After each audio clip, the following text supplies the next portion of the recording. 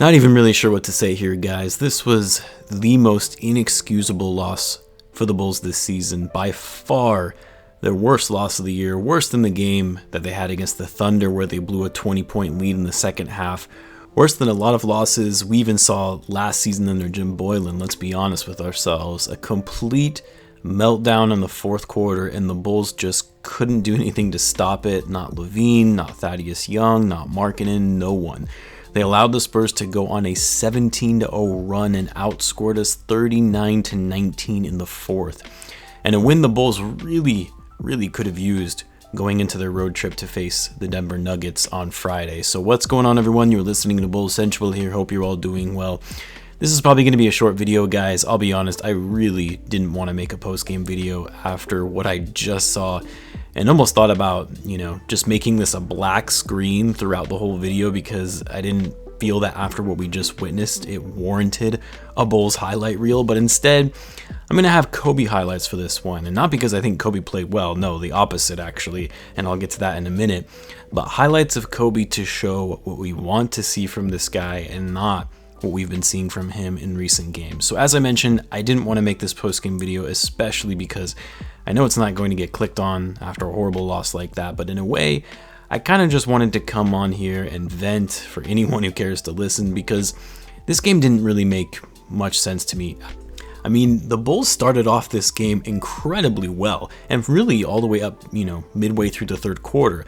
The Bulls were looking like they were about to finish their best game of the year, and I'm not exaggerating. This was the first time I saw the Bulls play so well together to start off a game, passing the ball well, moving as a team, finding cutting players, playing sound defense.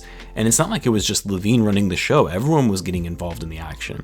I mean, we were all saying in the chat how the Bulls have really turned a corner, and this new starting lineup was right on the money with the change from Billy Donovan. The problem with the new starting lineup, though, is that by taking Thaddeus and Satoransky out of the second unit, the bench has just been absolutely abysmal. I mean, really, outside of Wendell, these past 3 games, the bench has been a liability for the Bulls. We saw it last night against the Thunder when the Bulls had an 18-point lead in the second quarter that quickly dwindled to the Thunder actually taking a 1-point lead in less than 10 minutes of play, and then once Donovan brought in the second unit.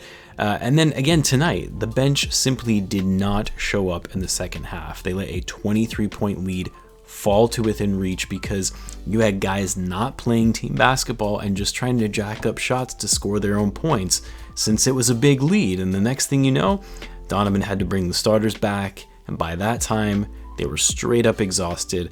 I mean, you saw it in the fourth. The guys looked wiped.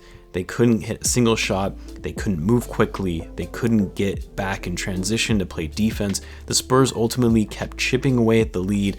Lavine started playing, or he started resorting to play hero ball. Yes, I said it. He started hoisting up threes rather than setting up actual plays.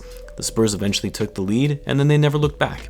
Now, there were some big threes that Lavine did hit there at the end with less than a minute to go to make it a little interesting anyway, but by then it was just too late. Guys, what's funny is that I actually started prepping some notes for a post-game victory video around the third quarter. That's how confident I was that the Bulls would be winning this game. And I had to scrap all of that to make this. I even had it in my notes that it was weird to me to see a Greg Popovich team play this poorly. They weren't hustling, they weren't hitting shots.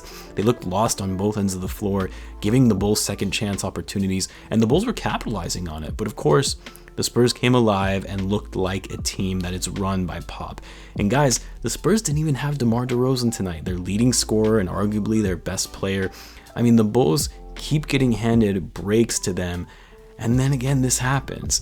I mean, I could run through some of the player numbers like I usually do in these post-game videos, but I don't even know if you guys would be interested in that. The Bulls had another bad game in turning the ball over in 17 turnovers in total. They shot 33% from 3. I will say they were starting to go more inside when those shots weren't falling, and were actually very efficient and successful in the paint, with the exception of the fourth quarter, of course. Lavine had a great game, sure, but the guy, was just too tired towards the end of the game. He had 29 points, 6 rebounds, 6 assists. Thaddeus Young looked great in the first half, making some amazing plays, 16 points, 8 rebounds, 5 assists, 2 steals.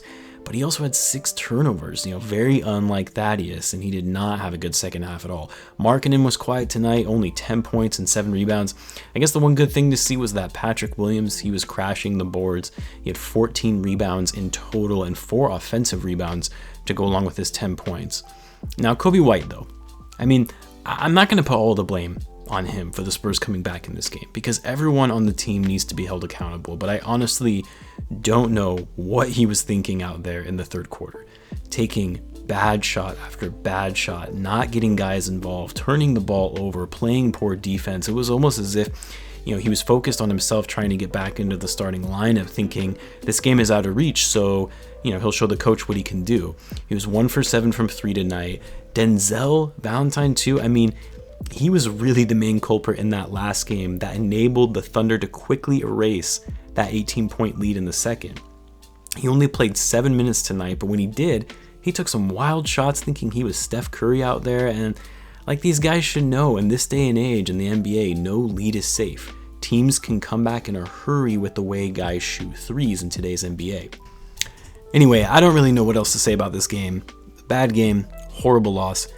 Every game really counts now as we head towards the end of the season, especially in a close playoff race in the East. The margin of error is very, very slim, and now the Bulls have to face a tough team in the Denver Nuggets on the road.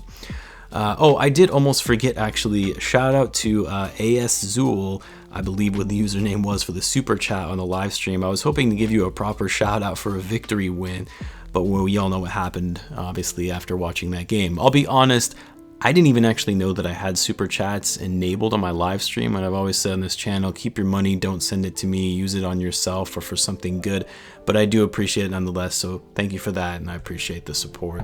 I'll be out with another video tomorrow, guys. Hopefully I'll be over this loss by then, but I probably doubt it. As always, be sure to subscribe if you're a Bulls fan. I know it's tough to be one right now. Thanks again for always, guys, for tuning in, and I will catch you in the next one.